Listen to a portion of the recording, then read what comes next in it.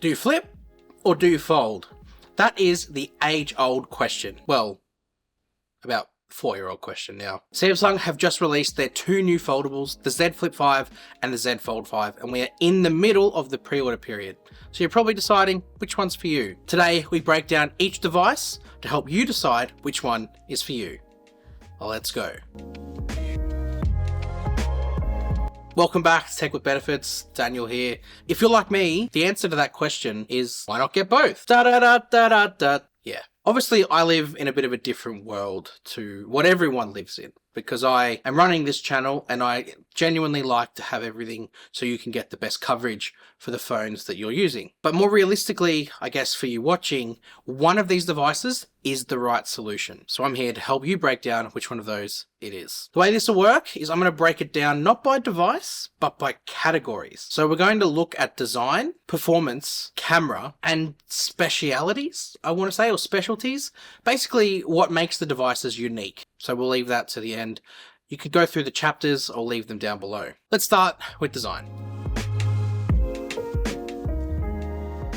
This is probably where the biggest difference lies in how they execute a folding display. One is a book style foldable that has a normal phone on the front and opens up to be a tablet, whereas the other one is a compact phone when closed and then opens up to be a normal phone that you can use and interact with, and then store it away nice and pocketable when you close it up. The question you need to answer yourself here is, do I enjoy everything that I get out of my normal slab smartphone now? Or do I wish that I could have more space to get more stuff done? The Flip, when open, gives you the same or close enough experience to a regular smartphone when it's open. It's tall, it's narrowish. It basically does everything when open that a normal smartphone can do on its normal screen. That's what you get. The difference obviously being when you're done with it, you can close it and pocket it away to be more compact in your bag, your pocket, whatever. We'll get into functions a little bit later, but the cover screen obviously is now bigger, meaning you don't need to open it as often because you can get more done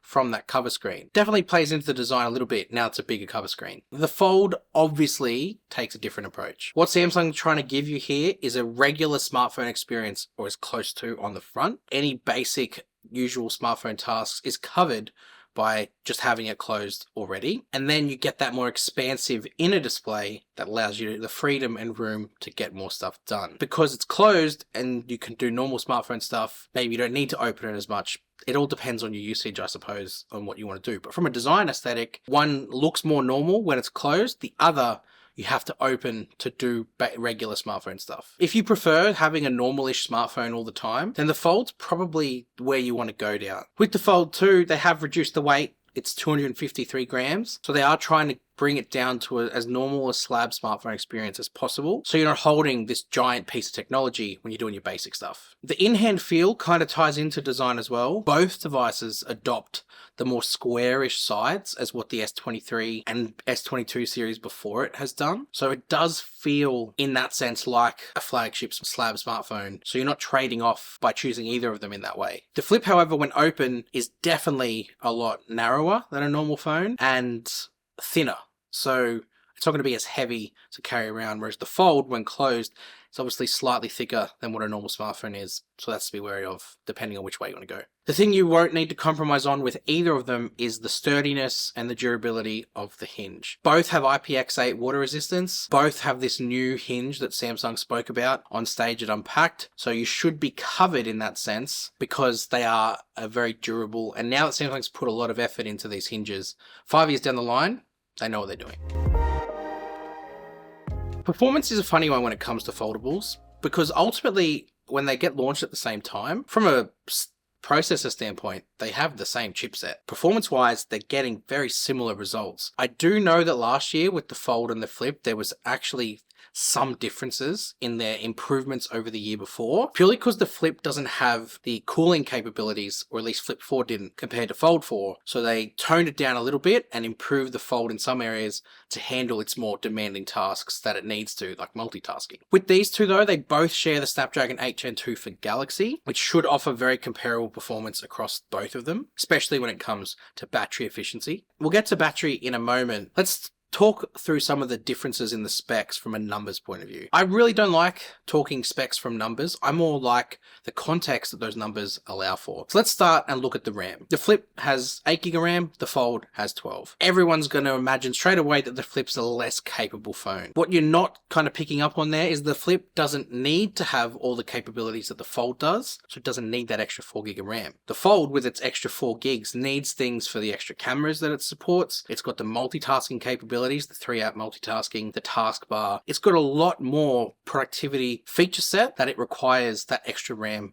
to house things in the back end. The Flip, however, it is centered around self-expression and personalization. So its performance is all centered around the cover screen customization and enabling you to have a fluid experience on that sense. And when you look at the experience the cover screen is giving you, I think you'll find that you're getting more than getting enough for that purpose to be served. The big question a lot of people have is battery life. Of course, there's two different size batteries here. The Flip 5 has 3,700 milliamp hours, while the Fold 5 has 4,400. But that doesn't really tell the whole story, because again, they've got these new chipsets, but also the way that the front screens operate is very, very different. The Flip now, with its bigger cover screen, you might think you'd use more battery. But I believe on the contrary, because it's got a bigger cover screen that allows you to do more, you're less likely to need to open it to use the inside display, which could draw more power. So you could potentially get more stuff done on the cover screen with the more efficient processor as well. You might not draw on the battery as much. The Fold 5, it doesn't really change much. So the cover screen's the same. The inner display, if anything's brighter, but it is a more efficient display too. So there's that balance. Plus there's the balance of the more efficient processor. We saw what it did for the S23 Ultra. That battery life with the new chipset went really, really well. So both of them, to be honest, could come out even if the Fold 5 is a little bit ahead on battery. So if that's what you need, then the Fold 5 is probably the foldable that you should be getting. From a charging point of view, they both charge wirelessly and they both have 25-watt fast charging, if you can call it that anymore. So there's not really a difference there. So really it's just down to usage of battery. And yeah, it just depends on your usage, but I would say the Fold 5 is probably going to have a slightly the edge when it comes to battery life. Ultimately, it'll come down to what you need, what you want out of your phone, and the expectations you have over what your phone needs to do. With slab smartphones, the specs tell you a story over what each phone is positioned for. But with the foldable range, Samsung scream it at you. You know which one is for what purpose. These two devices could not be further apart when it comes to their approach to cameras. Okay, that's maybe a little bit of an over-exaggeration, because they do ultimately share a lot of similarities in how they can take photos, but their execution does slightly differ the more you sort of dig into it. I do actually have a video planned where, when I get my devices, where I go in depth on how to use every single camera mode with the Flip and the Fold 5. Make sure you subscribe for that one, because I'm going to go super in depth. Let's do a brief breakdown here. Firstly, let's start with their similarities. The Fold and the Flip both support flex mode for taking photos and videos. What I mean by flex mode is you can put these down on a flat surface and they basically become their own tripod. Both of them also allow you to use the rear cameras. Both of them also allow to use the rear cameras for higher quality selfies. There are some slight differences in that execution, but like I said, more to come in my full in-depth video later on. The differences start to appear when you notice the approach to the hardware that's equipped on both phones. The Fold is effectively a true flagship system. It offers flexibility with its ultra wide, its 50 megapixel main, and its 3x telephoto, plus the selfie camera on the front of the cover screen and the under display camera on the inside of the foldable display. Whilst I would one day love an ultra setup on the Fold, I do think what we have right now is more than capable. I've long held the belief too that Samsung are tuning the foldable processing of photos ever so slightly different to the slab smartphones that they offer. I think that's just to ensure that the people spending the money getting an enhanced experience, but that's just my belief. I'm not sure if that's accurate or not. The Fold also does offer a more unique camera experience in the app itself. It does kind of feel like you're taking photos with a tablet, but you can arrange the camera app on the inside to give you more information,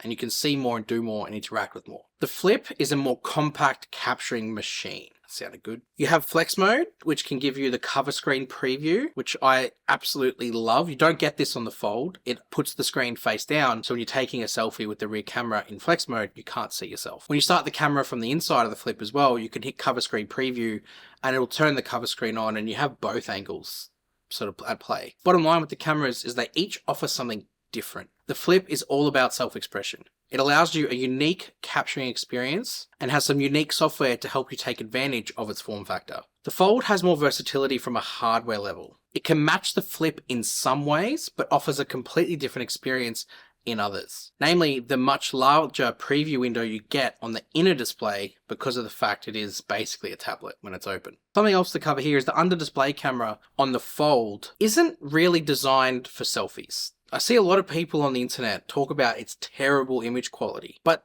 they're not actually explaining what it's for.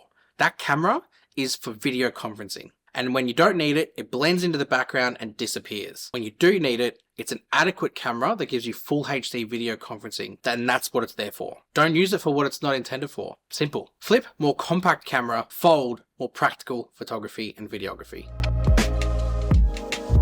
The last category is probably the biggest difference that these two devices exhibit, and that's their specialties. It's what they offer you from their software experience and just their form factor combined together. Let's start for the Flip's reason for existence. It's all about self-expression. It's no secret that Samsung is trying to position the Flip for years now as this fashion-focused device purely centered around customization and personalization. That doesn't mean that's all it stands for, but it's definitely the predominant reason why it exists. It has the new flex window on the front, which is 3.4 inches now versus 1.9 versus the Flip 4 from last year. And whilst that has always been customizable, having it bigger and more expansive has allowed Samsung to have more freedom when it comes to creating your own world on that cover screen. Widgets, wallpapers, and they included the new Flip suit, remember what it's called now, that allows you to put that card in the back of your case and using NFC creates and ties in the wallpaper on the background to the case. The other accessories in the range too are also all about fun and self-expression. The whole device just exhibits this playfulness that you just don't find in any other sort of smartphone that's around globally. And Samsung's intentional with the Flip by leaving certain features off it so you know what the device is for. Perfect example is no S Pen support. There's no DeX support. Despite it being more than capable to support both of those functions, Samsung leave them out. It's about having that point of separation to the Fold so you know clearly what each device is for. And Samsung aren't shy about the Fold being a multitasking productivity entertainment powerhouse. It centers its whole feature set around taking advantage of that. Especially on the productivity front, all Samsung phones have multi-window. Every single one, even their A series range. The Fold executes it in a way that takes advantage of its form factor. There's features that have been around since the beginning called cover screen continuity. I think it's what it's called. Basically, where you start an app on the cover screen and you open it up and it flawlessly transitions into the bigger display. They've also added one that allows it to go back the other way. You just have to choose and turn it on per app. Last year they brought in the taskbar, which is a dock that sits down the bottom permanently no matter what app you're in. It allows you to easily switch between apps so you don't have to constantly go to the app drawer or close in and out of apps all the time. Genius. The Fold was built on the concept of 3-app multitasking. It was basically the whole thing that started this whole software experience with the Fold series in general. Samsung have refined that over time too to make it way more customizable with how you have the interface when it comes to multitasking with 3 apps at once. You've got pop-up windows, which allows you to flick things off to a tab on the side. You've got flex mode panel, which allows you again to force apps that don't support Samsung's flex mode into supporting it and giving you a feature set that actually takes advantage with like a trackpad or like a scroll bar to drag it through videos on YouTube, for example. Some of this stuff is there on the Flip 5 too, but the screen real estate on the Fold 5 is what allows you to truly take advantage of it. The point is, the Fold is intentional with its software to really clearly define it away from the Flip, to separate the two of them and have them both cater to different audiences. All of that's down to Samsung's experience with developing foldable hardware, using customers' experiences to shape and drive what the future of their software experience actually looks like. So you've got to hand it to Samsung. They don't just sit there and wait for things to happen. They definitely start from the bottom with something, and through their customers and partnerships with other brands, they build something into what it is today. All of that exists on the Fold, and we haven't even mentioned the S Pen support. Everyone clamored for it to support the S Pen since the beginning. They could see that's where Samsung was heading. Samsung made it happen, but they didn't do it very well at the beginning. With the Fold 5, although it's not integrated, I'm a huge fan of this S Pen case and I can't wait to get my hands on. Got another video planned as well for every way you can use the Fold S Pen. So again, make sure you subscribe for that one. Flip is a creative and customizationable dream, while the Fold is a productivity powerhouse. Two very intentional specialties. You just need to decide which one of those sounds like you when you're deciding to pre-order one. But that wraps up this week. I've got plenty more. I've got everything on order, so I'm patiently waiting for everything to arrive. This is the place to be to learn everything you can about this range of devices. So make sure you subscribe, hit that like button on this video as well. Share it with your friends as well. If you've got anyone who's trying to decide which one to get, show them this video. It's the perfect one to help them make that choice. Between now and next week though, make sure you come and follow me on X. And Instagram and Threads, I guess, while you're there. And I'll see you next week. You!